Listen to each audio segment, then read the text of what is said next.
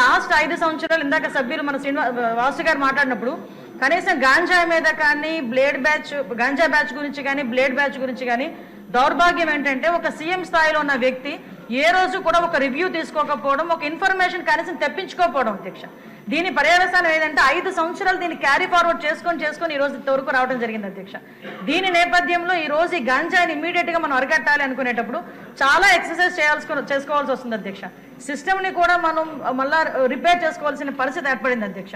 ఇంతకు ముందు గాంజాకి సంబంధించి పైనుంచి ఏజెన్సీ నుంచి కిందకు వచ్చే సిచ్యువేషన్ లో ఎన్ని చెక్ పోస్టులు ఉన్నాయని నేను వైజాగ్ సిపి గారిని ఒకసారి నేను హోమ్ మినిస్టర్ అయిన వెంటనే మాట్లాడితే కేవలం 2 సీసీ కెమెరాలు ఉన్నాయి, చెక్ పోస్టులు ఉన్నాయి, దాని దగ్గర 2 సీసీ కెమెరాలు ఉన్నాయని చెప్పారు అధ్యక్ష. అంటే చెక్ పోస్టులు కూడా పెట్టుకోలేని పరిస్థితులు అయిపోయింది. ఈ రోజు మళ్ళా తిరిగి గాంజా నిర్మూలనకి పర్టికులర్ గా ఎక్కడెక్కడైతే ఏరియాస్ నుంచి అయితే మనకి ట్రాన్స్పోర్ట్ జరుగుతుందో ఆ ట్రాన్స్పోర్ట్ అన్ని ఏరియాలలోని కూడా చెక్ పోస్టులు ఏర్పాటు చేసుకున్నాం. చెక్ పోస్టుల దగ్గర సీసీ కెమెరాస్ ఏర్పాటు చేసుకున్నాం అధ్యక్ష. ఏ గాంజా తీసుకునే వ్యక్తి కూడా ఎక్కడ కూడా తప్పించుకోకూడదనే ఉద్దేశంతోనే సర్వేలెన్స్ కింద సీసీ కెమెరాలు ఆల్రెడీ ఫిక్స్ చేస్తున్నాం అధ్యక్ష.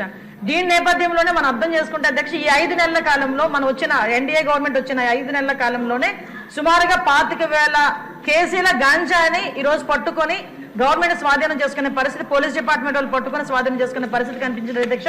దగ్గర 916 మందిని కూడా ఈ రోజు మనం జూన్ నుంచి అక్టోబర్ వరకు చూసుకుంటే 916 మంది మీద ఆల్రెడీ కేసులు నమోదైన వాళ్ళందరూ కూడా వెళ్ళారు అధ్యక్ష. ఇందాక గౌరవ సభ్యులు కూడా జైలుకి సంబంధించిన విషయం కూడా చెప్తున్నారు అధ్యక్ష. ఇంతకు ముందు ఏం జరిగిందన్న దాని గురించి ఈ రోజు నేను చెప్పక్కర్లేదు, మీరు చెప్పక్కర్లేదు, ప్రపంచం అంతా కూడా తెలుసు. కానీ ఈ రోజు మేము వచ్చిన తర్వాత మా నిఘా యంత్రాలు ఎంత క్లియర్ గా పనిచేస్తున్నాయంటే ఎప్పుడు నుంచి జరుగుతుందో అర్థం కాదు. రాజమండ్రిలోని ఒక ఫార్మసిస్ట్ ఒక జైల్లో ఉన్న వ్యక్తికి గాంజా తీసుకెళ్లే పరిస్థితి నిన్న మొన్న కనిపిస్తే ఇమీడియట్ గా దాన్ని మా నిఘా యంత్రాలన్నీ కూడా పట్టుకొని అతన్ని కూడా అరెస్ట్ చేసి జైలుకు పంపించిన పరిస్థితి. మీరు అన్నట్టుగానే ఎక్కువ ఏజెన్సీ ఏరియాలోని చిన్న పిల్లలు దీనికి ఎడిక్ట్ అయిపోయే పరిస్థితి కనిపిస్తుంది అధ్యక్ష. ఎడిక్ట్ అవ్వడమే కాదు అధ్యక్ష, వాళ్ళకున్న ఫైనాన్షియల్ ప్రాబ్లమ్స్ ని బేస్ చేసుకుని వాళ్ళని పావుల కింద వాడుకునే పరిస్థితి ఉంది. కాబట్టి గాంజా బ్యాచ్ల్లోని గాంజాలు సరఫరా చేసేవారు కానీ గాంజా తీసుకునే వాళ్ళకి కూడా అధ్యక్ష ఈ రోజు ఏదో తీసుకొచ్చాము, జైల్లో పెట్టేసాము, వాళ్ళకి రిమాండ్ తీసేసాము, తర్వాత బెయిల్ బయటకు వచ్చి వాళ్ళు అలా చేసే కన్నా వీళ్ళు చేసిన వెంటనే వీళ్ళ మీద పీడియాక్ట్ పెట్టడమే కాదు అధ్యక్ష, వీళ్ళ ఆస్తులు కూడా జప్తు చేయడానికి వీలైతే వాళ్ళకి ఆస్తి ఏమీ లేకపోతే వాళ్ళ దగ్గర ఉన్న ఆధార్ కార్డులు కానీ వాళ్ళ దగ్గర ఉన్న రేషన్ కార్డ్స్ కానీ అలాంటివి కూడా సీజ్ చేసే పరిస్థితి కూడా రప్పించాలి అని గౌరవ ముఖ్యమంత్రి గారు కూడా మాకు ఆదేశాలు ఇవ్వడం జరిగింది అధ్యక్ష. దాని మీద కూడా ముందుకెళ్తున్నాం.